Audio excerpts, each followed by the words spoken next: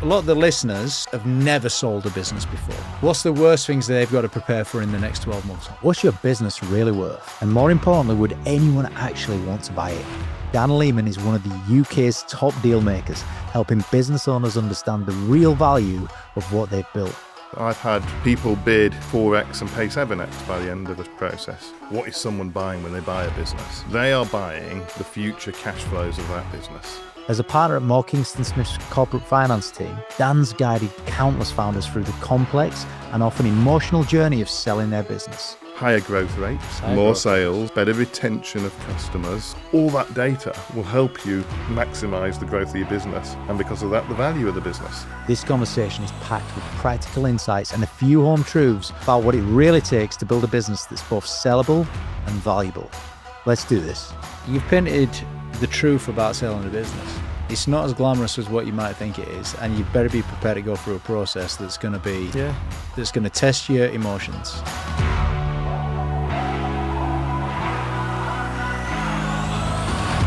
ActionCOACH, the help you need to grow your business.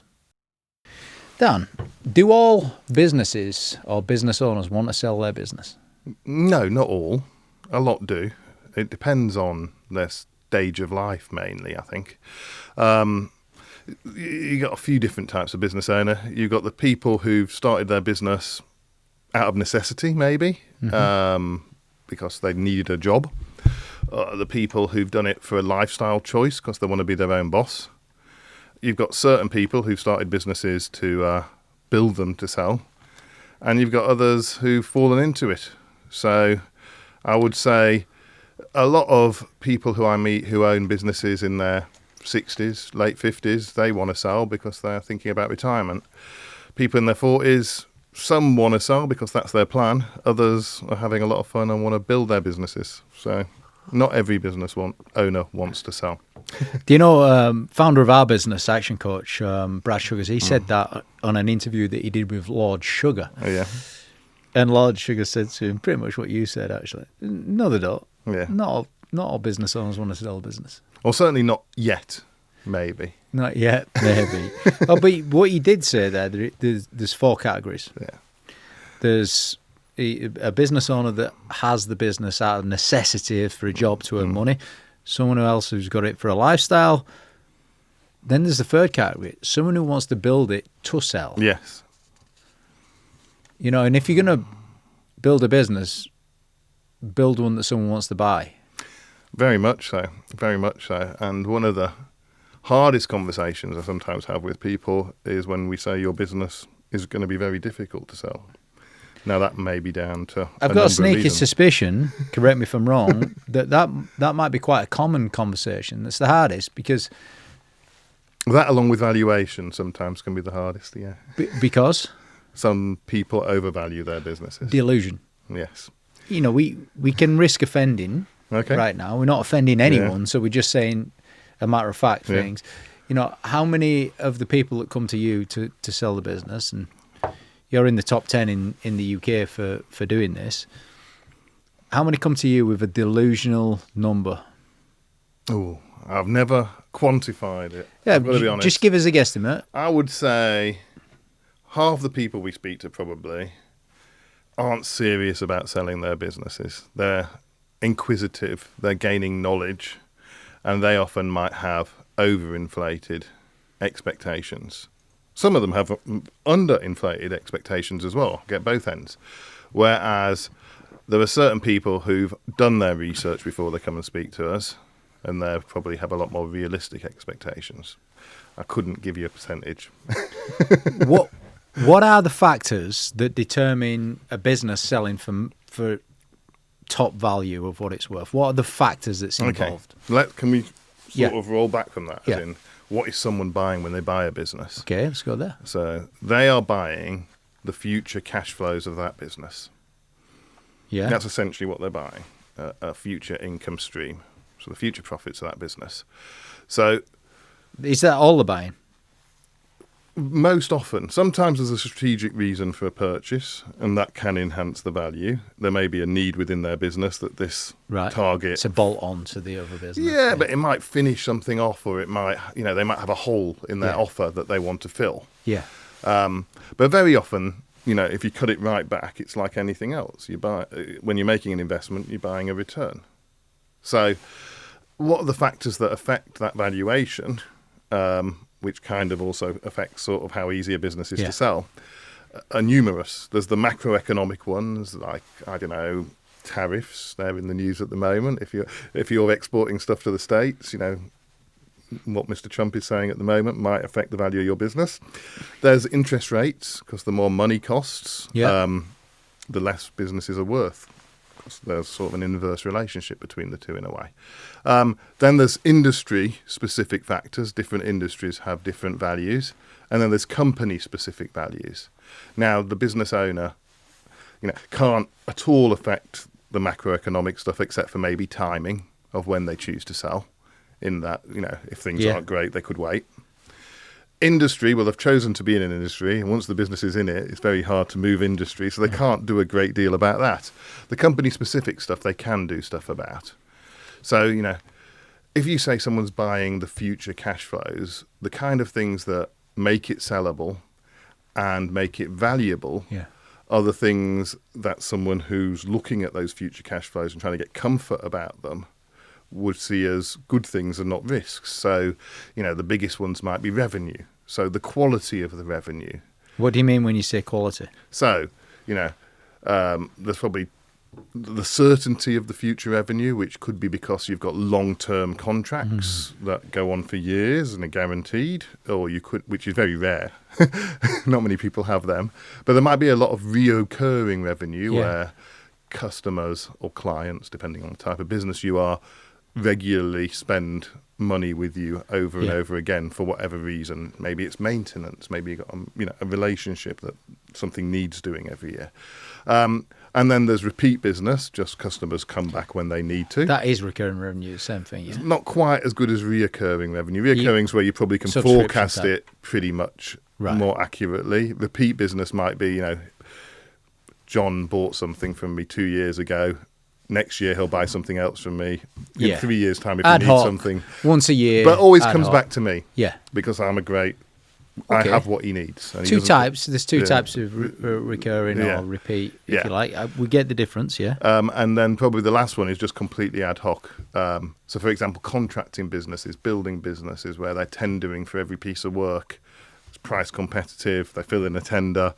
Whoever scores the highest points and has the best price, or some mixture of the two, wins the business. That's not high quality income, because anyone could win the next job. So the highest quality is certainty, then recurring revenue. Is it reoccurring or recurring? Reoccurring, I'd think of it, or recurring, either or. Okay. Means the same thing, folks. Then there's repeat business, the people that always come back to you whenever they need it, and then there's just the ad hoc one-off type thing, tenders. And that goes from high quality down to the lower quality. So that's one view of income. Another view of income could be customer concentration. So a business that has one customer that's 70% of their income is significantly riskier than a business where there's no client that represents more than 1% of their income.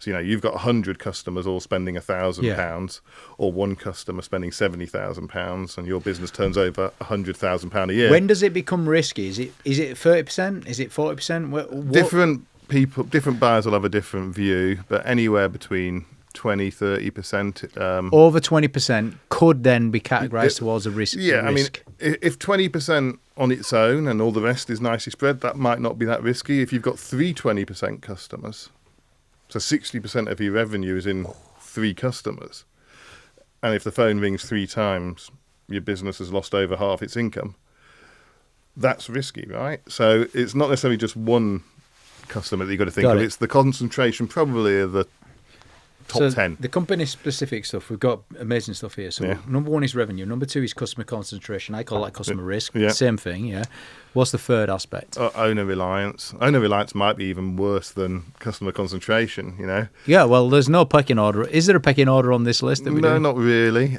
So, think about it. If you've got a business and it's completely reliant on you, and you want to sell that business, what does the buyer gain comfort about? You've got a load of money, you're off on a plane to your island in the Caribbean.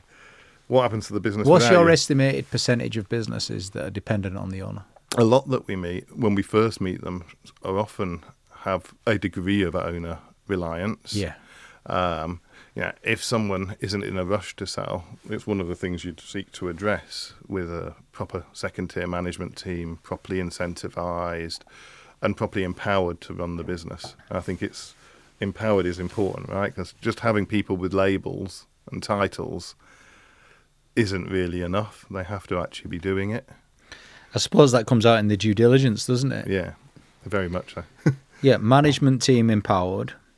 Anything else about owner reliance?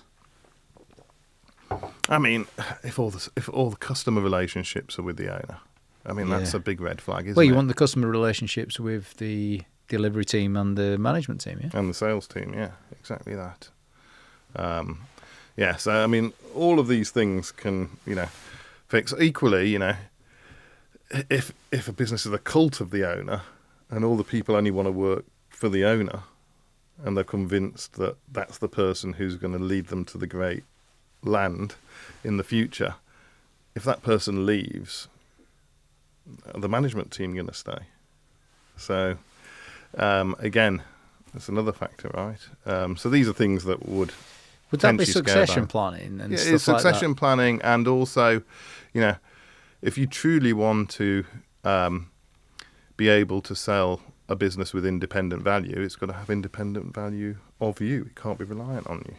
I think it's... Your book deserves to be published, and selfpublishing.com wants to help make it happen.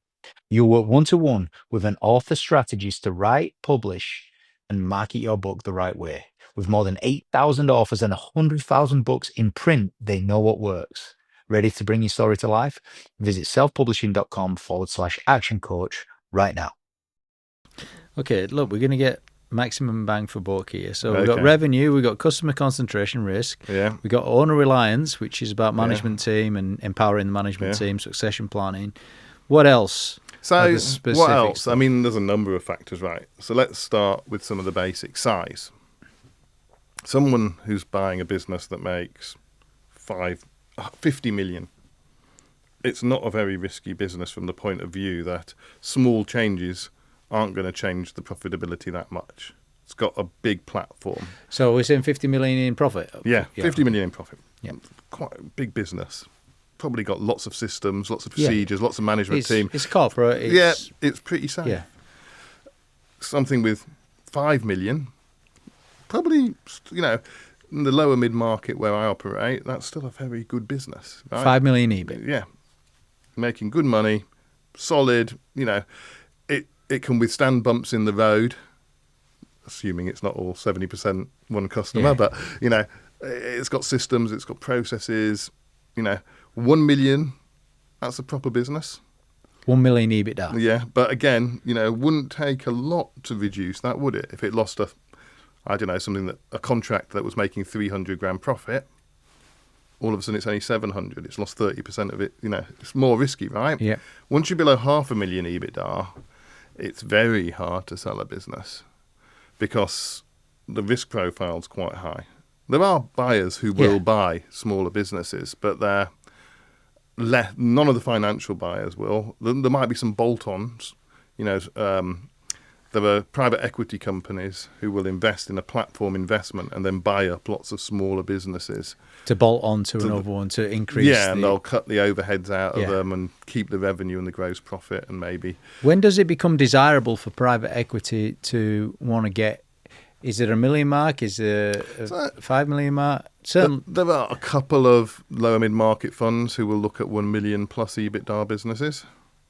There's a lot more that will look at over 2 million EBITDA businesses. This is a platform investment. This is as the sort of base for them to grow from. And then there's more still at 5 million. At 5 million, you're exposed to a lot more private Exactly. equity So you've got firms. a bigger buyer pool. And the bigger the buyer pool, the more competitive a sale process you can have. And that's why there's an increased multiple. That's one of the sales. reasons, yeah. That and probably the safety and the security of the size that comes with it and what comes with a business that's that much bigger. Yeah. So, the lower end is a riskier business, so therefore probably worth a bit less. Let's just come back. Are there any other company-specific stuff that we need to be aware of? Probably quite a bit. So what's your customer value proposition? So just for the audience that don't know what that actually means, just tell us what it means. So the customer value proposition is a combination of what you're offering to your customers and how much you're charging them for it. And that's why the value's in there. You know, anyone can sell a Bentley for 20 grand. Yeah. Probably. I don't know. I've never tried to sell a Bentley, but, you know, I would imagine it's probably... We get the example. Yeah, but, we get it. Yeah, so, you know, it's about the match between what you're giving and what you're charging. You know, and I think of something called the bus test when I think of customer value proposition. You know, is it a big thing? And when I say big, I mean, does it service a need? Does it resonate with your customer? What's the benefit for them? You know, is it unique?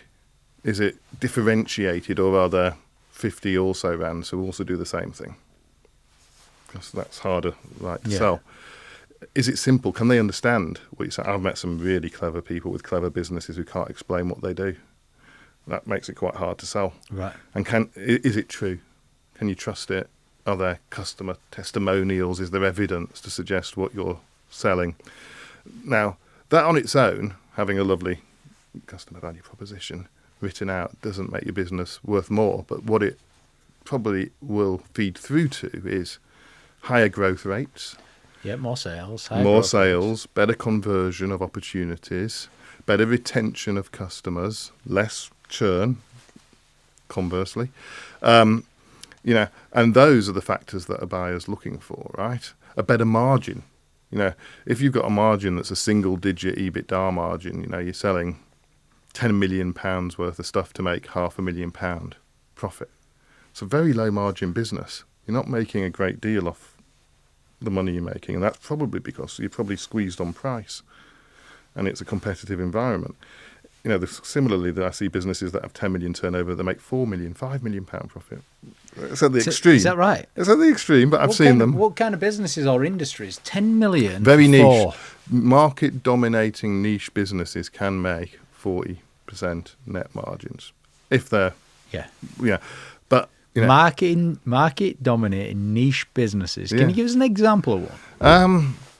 It's difficult without giving away client confidential information on that side. But yeah, I mean, I've sold some of those, and they go down very well. Could be anything where you can command a premium because you are dominating the niche, because your value proposition is high, because you're the main player in town.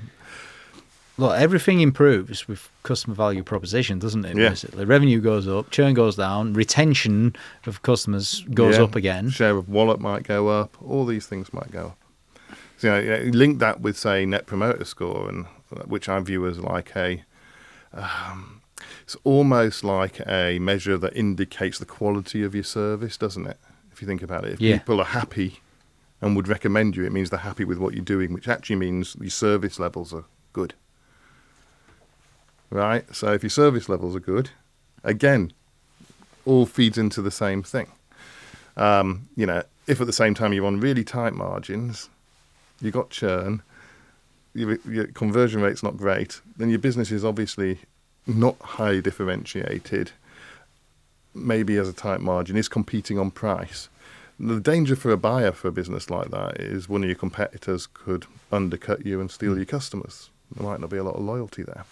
So, again, if they're buying the future and they're worried about the risk and getting the return on their investment, these are the factors they'll think about. What's the average sub 1 million EBITDA? What multiple on average does it sell for? I don't know. That's a difficult question. I mean, I've sold businesses at that end. I mean, I've seen people offer 2 times EBITDA, 2.5 times EBITDA, 3 times EBITDA maybe. For those smaller businesses, I hear average is 2 to 4 type thing.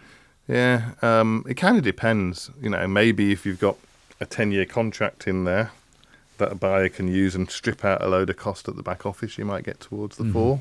I think the 4 is not necessarily guaranteed at sub £500,000 EBITDA. Might do. Depends on the industry. What about between 1 and 2? Does the multiple change? Yeah, you probably got you're probably a more established business. Again, I'd say the size is one of the factors. The industry is also a factor, right? Different industries have different multiples. If there's a lot of private equity money in, say, I don't know, IT managed service providers. Right. The people will outsource their IT support to. There's a lot of buy and build. They'll get a higher multiple. Yeah, at $1 million than below $1 million, definitely. Well, again, depending on customer concentration and all the other things, right? It's a basket of factors, I'd say. There's no distinct formula as well, right? If you're running a good process on a sale and you've got multiple interested parties bidding against each other, that could also increase the value of the business. How long does it take you to value a business? When someone comes to you? So I'll never give a sort of formal valuation. Sometimes people come to me, I've had my accountant prepare this valuation and it says my business is worth £5 million. And you go, that's lovely. But the true value of your business is what someone's willing to pay for it. Yes. There's a limited, the paper-based valuations do have a purpose. They're normally for a tax reason or maybe for a divorce or a shareholder dispute where you've got to, in a non-live way, come to a value that's fair for both parties to settle something. Yeah. Or to price EMI options or whatever it may be. But in the real world, those valuations are of limited value because it depends what someone's willing to buy for your specific business. All of those valuations are done off comparatives, and we'll look at comparatives and say in your industry there have been these 4 or 5 similar transactions, and therefore we think you'd be in that range. But ultimately, when we're out there talking to people, if they really want your business, I've had people bid 4x and pay 7x by the end of a process. You can get that much through if there's 3 bidders and they all want the business and you're going round through multiple rounds of bids. That's almost double what they started at. So, I'm guessing there was a negotiation tactic there as well. There's Come a in process. low. But equally, you get people who get a knock on the door, get very flattered because a private equity house's origination team's shown them some interest. And they've all got these origination teams and they go, oh, we're really interested in your business. We'd love to talk to you. They talk to them. And they might never have a competitive process. They're one-horse races. They're really difficult, to negotiate, because sometimes I'm asked to come and help someone negotiate a one-horse race. Quite tricky if you've got no other position. You've got no other potential What's buyer. ideal? 3? Well, no, we go to market and we might contact 30 people, 40 people. We don't contact the universe. We don't email info@microsoft.com, etc. We'll have a very targeted campaign of people we think might buy it, but it might be 30 people in businesses that are specific reasons to buy it and also have the money to buy it. Let's not forget, you want to normally deal with people who have the cash to pay for the transaction and probably have a history of executing transactions.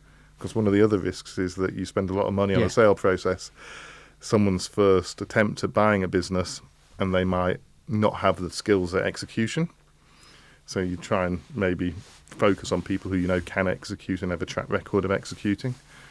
And, of those, if we got our thing right, we might contact 30, we might have 15 meetings. Of those 15 meetings, maybe we get 7 offers, maybe we get that down to a short list of 3, and run that process out to one eventual average bidder. What's the average time that it takes to sell a business? 6 months to a year, in honesty. That's not bad, though. That's pretty fast, isn't it? Very few on the 6 month, probably more sweet spot around the 9.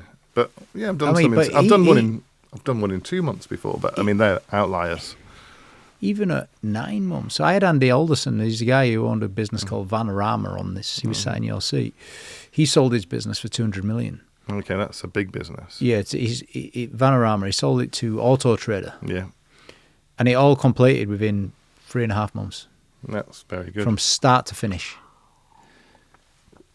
So he was probably very well prepared to start with. Well, Auto Trader contacted him. Okay, so they contacted him. They obviously wanted it. And they probably... He did reject them, though, a few years before. Okay. Yeah. And it was a good rejection. He rejected 40 million and got 200. Yeah. Well, I presume in between he kind of probably did some things like grow it. Yeah. TV advertising changed the game really for him. So yeah, he did a few little things there. Okay, so a lot of the listeners have never sold a business before. All right, so let's say that some first-time seller wants to come and start speaking to you about selling the business. Okay. What's the worst things they've got to prepare for in the next 12 months or 9 months, as you say? What are the worst things? Yeah, what are the worst things, for a seller? Well, hopefully, if they're well advised, then nothing will be too bad. But the process is a roller coaster, right? You tell people that. I tell pretty much everyone I work with, this is going to be a roller coaster. There's going to be highs, there's going to be lows. We'll get to the end of the ride and we'll all be happy. There's going to be a lot of time. It's going to be a very time-intensive thing. Right. And during that time, the most important thing is that the business continues to deliver and even beat its historic performance and budgets. And you've got to still keep growing your business. Yes, you have to. Yeah, you have to grow your business, deliver the profits, win new customers, deliver the forecasts. So this is going to get a lot harder before it gets... While you're doing all this as well. You're going to need a load of information. There's going to be a due diligence process. Once there's an offer agreed... Is the due diligence process quite fearful for a seller? If you're well prepared and you've got nothing to hide, no. But it is quite labour-intensive. What kind of things do people have to hide?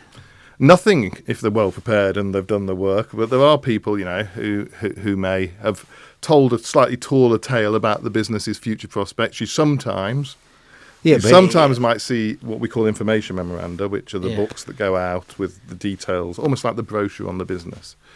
And they'll have a summary of the financials, and it'll go like this into the future. I don't know if you can work out, but as in, last year we made £500,000. This year we're making £550,000. Next year we're going to make £1 million, and the year after we're going to make £5 million.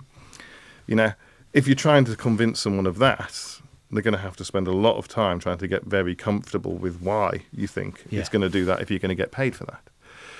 If you've got a business that's grown at 25% a year for the last 7 years, and your forecasts say we're going to grow for 25% a year for the next 3 years, and if our margin has been 22% for the last 5 years, and we're saying it's going to probably, we hope to get better than 22%, but we're willing to forecast that we'll do the same again, then it's probably an easier process, right? Because you're not really...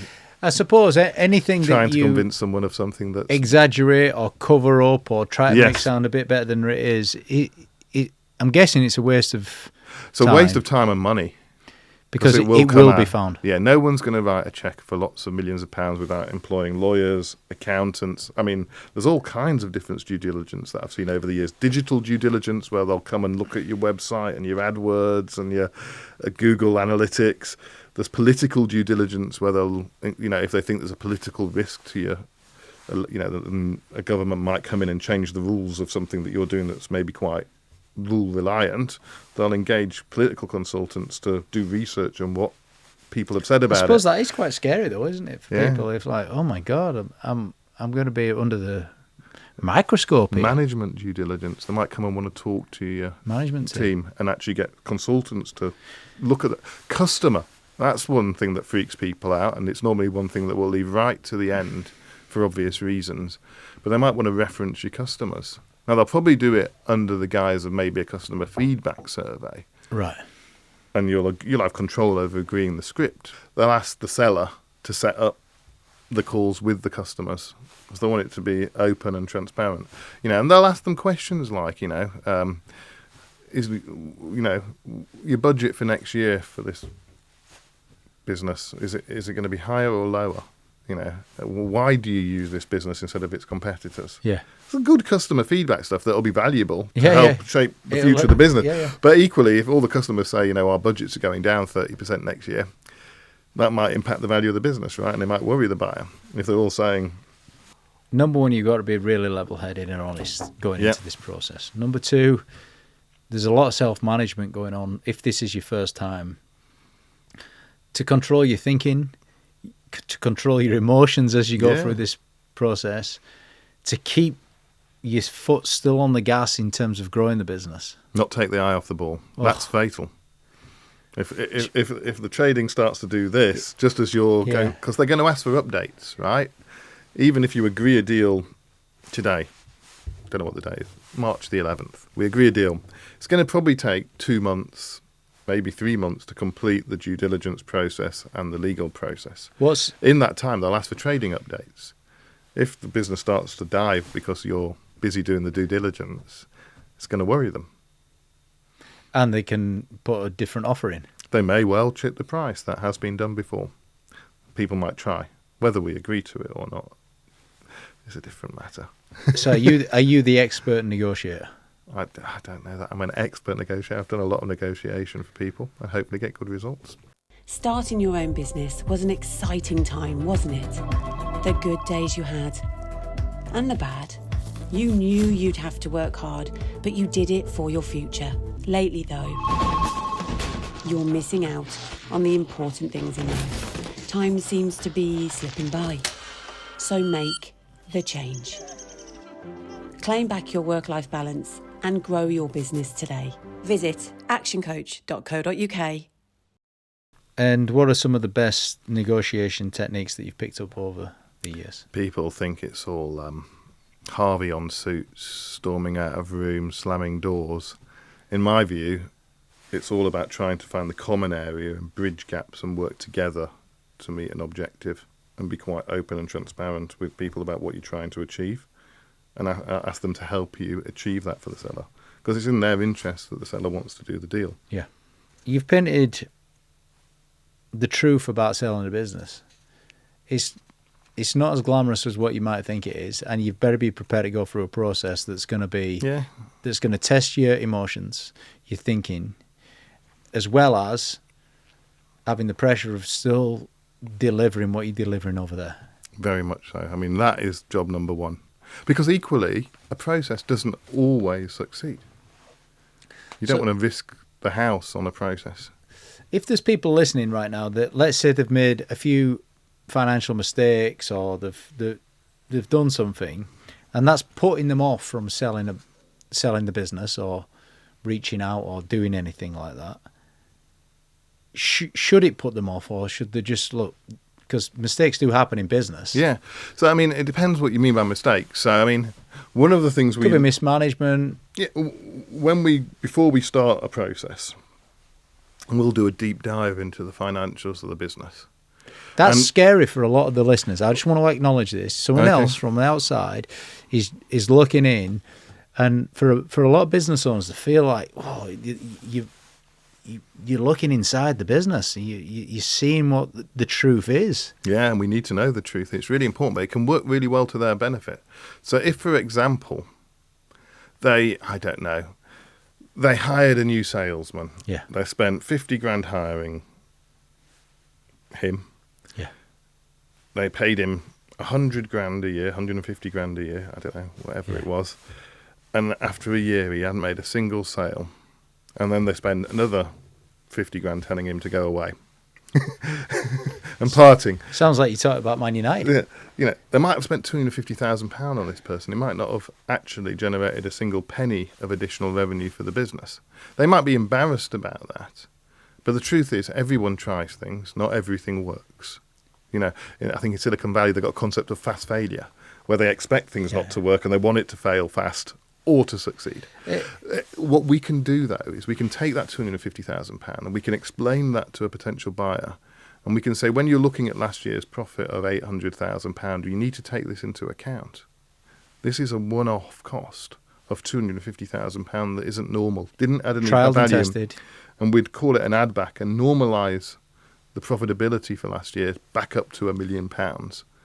And as long as they understand the rationale, and as long as they accept it, then that valuation is based on the £1 million with the add back, not the 800 grand after they've spent the money. It's really reassuring, actually, for a lot of businesses, because people do make mistakes, and the fact that if you can rationalise the mistake and be honest about it, so it's in your advantage. The chance of getting more money is much higher. Exactly. It's not a reason not to want to not sell your business. If that makes sense. Or there might have just been one off. You might have moved premises. You might, your lease came to an end. You've moved. There was a lot of one-off costs associated with that. We'd add them back as well. So we get to a level we call normalised EBITDA, and that's what we try and base the valuation off, rather than what's in your accounts, because we want to take into account these one-off exceptional costs. Equally, though, on the downside, and business owners need to be aware of this, if they do work full-time in the business and they are productive, and they're doing what a lot of business owners might do, which is pay themselves £30,000-40,000 a year and take a couple of £100,000 in dividends maybe, the dividends aren't reflected in that reported profitability. And either the buyer will want to replace them because they're going to leave and have to pay someone 150 grand a year to do that job, or they're going to have to pay them maybe that money to do that job once it's no longer their business. So they'll take that into account as a deduction to profits, and people have to be understanding of that, because that is normal and that is fair. So normalisation can work a little bit both ways, but hopefully it works more in the benefit. Does a business owner need almost effectively a deal team? Or do you provide that? So, we can provide various levels of support. Ultimately, though, a lot of the stuff is going to... we could act as the interface, the buffer, the collator, the curator of information. But that information we can't just magic it up. It's going to come from the business in the first place. So they're going to be dealing with us and giving us that information. The biggest impact is going to be had probably on the finance team, who are going to have to produce lots of analysis if they don't already do it. Income by customer for the last 3 years, gross profit by customer for the last 3 years, income by service line, gross profit by service line, all different cuts of data and things like that. So for a small business that doesn't necessarily have a big finance team, that's the reality, isn't it? Small businesses typically don't. So if we get that, can be part of the preparation, that we can do that in advance. We know what buyers are going to ask for. We've done a lot of transactions. We know what the information. Would they get a fractional FD in? They could do. Some people do. Some people do get fractional FDs in, or some people might think it's now the right time to get a full-time FD. Yeah. Because our business has grown to the point that if we sell and there's going to be this new buyer, they're going to want monthly reporting.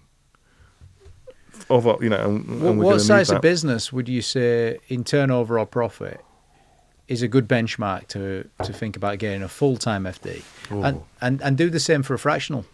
So, it kind of depends. I think there is a place for fractional FDs, but you'd need a decent management accountant underneath them, because the fractional FD will be a proper CFO can cost a lot of money. You can be talking, 150, 200k a year for them. They're very expensive. Where a fractional one, you could be getting the benefits at a fraction of the price. The strategic couple grand a month, 2.5 grand. You're only getting a day a week. Yeah, or maybe a day a month, I've seen. And they're giving the strategic insight, the smattering of gold dust, without having the full-time exposure. So that can work really well, as long as you've got a good, strong finance manager underneath them. Doing all the work, taking direction from that person. Exactly, and being able to go to that person with questions.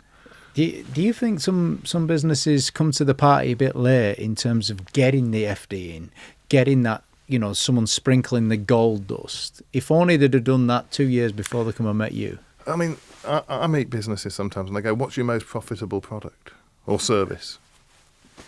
Don't know. Okay, so how are you focusing your time on? Where are you focusing your energy? What has the highest conversion rates? Which product service have the highest conversion rates? Don't know.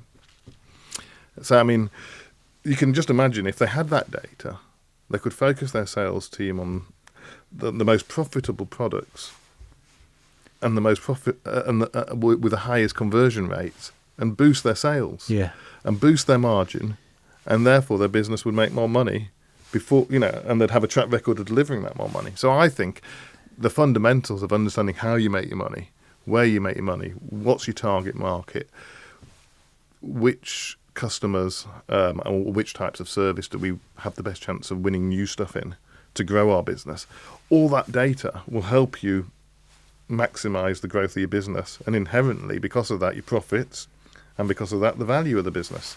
So it's never too early to start asking those questions and trying to find those answers out. But it may need a bit of investment in your finance function to deliver those answers.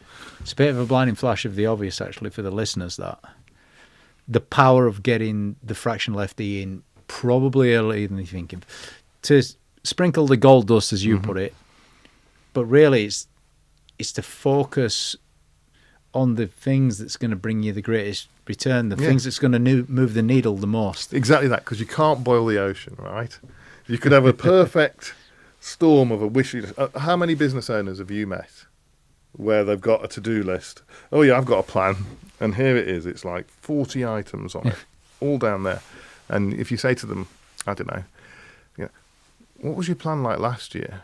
And they show you last year's plan. It's probably got 30 of the same things on it, because none of them have been done, because life's hard and it's busy. And although they probably do take some time out to work on the business as well as in it, there's probably a limit of how much time they have to work on the business rather than in it, which means that not everything gets done.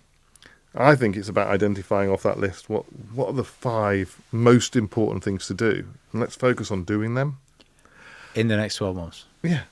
And then maybe the year after, another 5 again. Another 5 again. Break it into a but really some of them might be the same ones. They might be.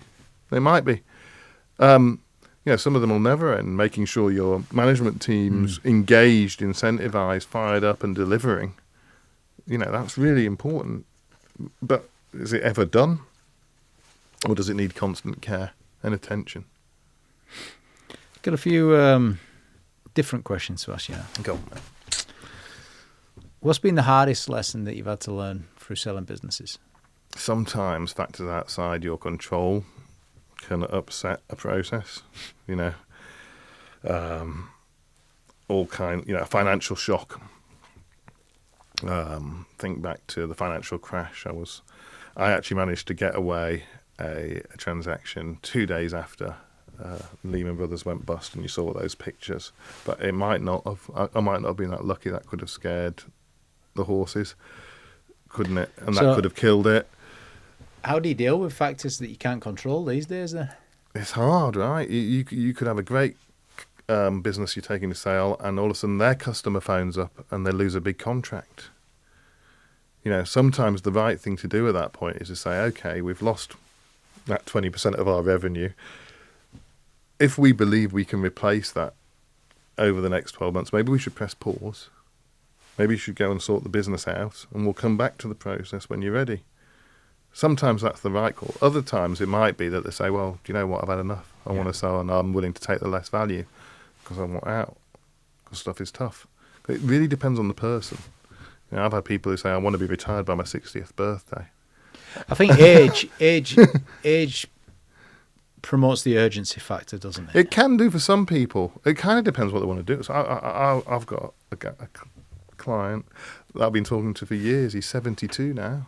He still loves his business, still talks to me regularly, still not quite ready to press the button, still likes going into the business every day and doing his work. And it gives him... So, again, I don't think there's hard and fast rules, but equally, I have said to him, you are... Well, I asked you the hardest lesson, and you said actually factors out of your control, but you do strike me as a really calm person that's not got a care in the world. Well, you have to be calm. I think the emotion very rarely helps a situation. So logic, strategy, rationality. Again, it comes back to that negotiation. Trying to empathy, understand what the buyer's problems are, what they're trying to achieve, what they want. Because if you can do that and get yourself into the buyer's head, you can bridge problems as well that might otherwise go to value. Good emotional intelligence, emotional awareness as well, to put yourself in their shoes as well. I think you have to if you want to succeed. Because if you only see things from your own point of view, it can make a process quite difficult. What's the biggest lie that people believe about selling a business? Oh, you get people who phone up. There may be actors in my industry, right, who might overpromise and underdeliver, and might have fee structures that incentivize someone to list something on the books for a long time, and people can get burnt and not succeed and pay a lot of money. It's not good. If businesses could master one skill, business owners listening, or leaders listening, they could master one skill that's going to move the needle the most to to building a business that someone else wants to buy? What's the skill? Ooh, it's a good question, that. I'd say taking good advice and listening to it. No, seriously. And the reason I say that is because people who build good businesses may be very good at that. They might not be experts in incentivizing management teams, in selling businesses, in creating website. I don't know. So it's about building a team of support around them, of experts who can support them while they do the thing in their business that makes their business succeed. So playing to your strengths, building a good team around you, listening to the advice, working together. Advisors aren't always right, but at least listen to them and think about it and give yourself ideas from it. I think that's quite important. I don't know. That's what I've seen in really good business owners, the willingness to engage. Really good point. I mean, are there any common misconceptions about using a company like yours to sell the business? Look, I think very important is chemistry. I think you have to get on with your advisor. You have to trust your advisor. And you have to listen to your advisor. Otherwise, what's the point in having an advisor for the sale process? Misconceptions. Well, we align ourselves. So our fees are aligned with the consideration someone gets paid for selling a business. So we're pretty well aligned. I think people need to understand what they're getting into. There's a lot of work involved. There's a lot of risk in taking on a sale process. If we don't think a business is ready to be sold, we'll be open with someone and explain that to them, explain why. I'm quite happy to work with them over a period of time to get it ready or while they get it ready themselves. But, I mean, we don't try and take businesses that aren't ready to market because we won't succeed. And if most of our fees are on success, then there's no point for us either. Or for them, it's just a huge waste of time and effort. And it can be quite disruptive to the business. If the management team know about it and they start thinking about it, all of a sudden they're counting their pounds and thinking about the Porsche they're going to buy. That's not where you want them. You want them concentrating on delivering great for the customers, selling, managing teams. You probably do want them a bit excited about it. You want them a bit excited, but not to the point it distracts. So there's a really fine balance. You want their eye on the ball as well. So actually, when you bring those people into the loop of a process, is actually quite an interesting, delicate decision to make. You don't want to bring them in too early, that they are distracted, or that if for whatever reason, the offers don't come in at the level that the seller's willing to take, that then they're disappointed, feel they've lost out on something they never had. Because that wouldn't be great either. So these are all decisions that need to be made. Yeah, look, what I'm getting from you is a feeling of, look, let's be sensible about this. Let's be mature about this. Let's be honest about this. Let's see if there's an opportunity. Let's see if there's not. And, your first thing that you mentioned there is chemistry. The chemistry that you've got with customers. To be honest, I think I've got good chemistry with you right now. This is the first time we've ever met. Maybe you're just really good at this and you're making me trust you and all this kind of thing. But there's something very level-headed and very, very logical about your approach here. Yeah. And it's giving me faith. I think I try and be quite straight. I don't try and dress stuff up. I don't try and use long words to confuse people. And I try and be very realistic about where something is. Because I think all you're doing by not doing that stuff, in my experience, or what I would imagine, it's setting yourself up for failure anyway. If you tell someone a business is worth twice of what you think you can sell it for, then when offers come in at half the level they're expecting, they might not want to sell, right? So therefore, you've all wasted your time. If you tell someone, there's not your business, if you just do this, this and this, guaranteed a sale. No one can say that because it really depends on market conditions at the time, what buyers want. Technology, how disruptive has technology been? People probably at Kodak thought they had a really valuable business until digital cameras came out. Just changed overnight, didn't it? Changed overnight. We live in a world where, technology, AI is such a buzzword. AI-enabled businesses, they're very popular at the moment. But buyers, not all of them really understand. They like the word, but the amount of transactions we see where technical diligence is done on this shiny thing that someone says they've got. Well, it's uncertainty, isn't it, in the process. process? Has to be able to stand up to that technical diligence. If there was a Hollywood movie that was coming out... It would be very boring if it was about M&A, wouldn't it? It will. Let's just say there's a Hollywood movie, and this is about selling a business. Yeah. An entrepreneur selling the business. Yeah. What would the name of that movie be? What do you reckon? I've never been asked that question. I don't know. Well, you're a logical guy as well, and this is playing to the creatives. Yeah. What would the name of the movie be? We've done it. We've done it. We've done it. There you go. You've had your moment. Yeah. We've done it. It worked. I've built a business and sold it. That's the thing. A lot of people invest like a portion of their lives into building a business. You cannot underestimate how much owners and entrepreneurs give of themselves into their business. Very often they're almost like, an extension of themselves.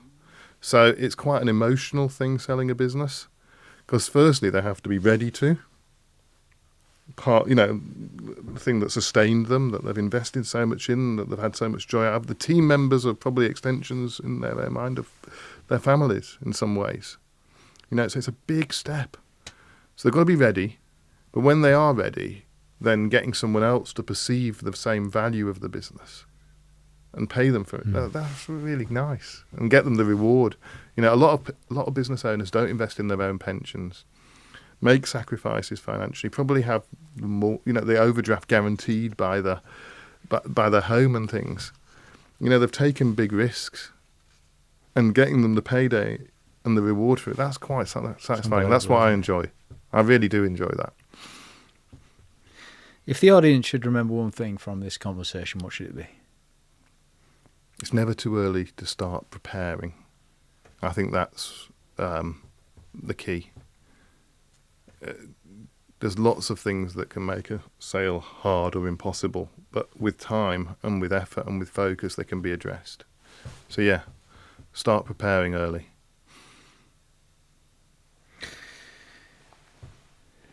So many things that you've hit the nail on the head with here. I love the value proposition, the customer value proposition part. I love the bit that you shared us on the things that a business owners, the company specific bits that a business owner's got to get control of. But my favourite part is the reassuring nature that you've sort of added to the whole discussion about doing it properly when it comes to selling your business. What's been your favourite part of the conversation? I've quite enjoyed talking to you, I've got to be honest. It's been fun. You've asked me some difficult questions, although the hardest one was the movie one, I think. But it brought a smile to your face. Told you folks, he's not got a care in the world. Dan, you are the man. Dan Leaman. Thank you very much.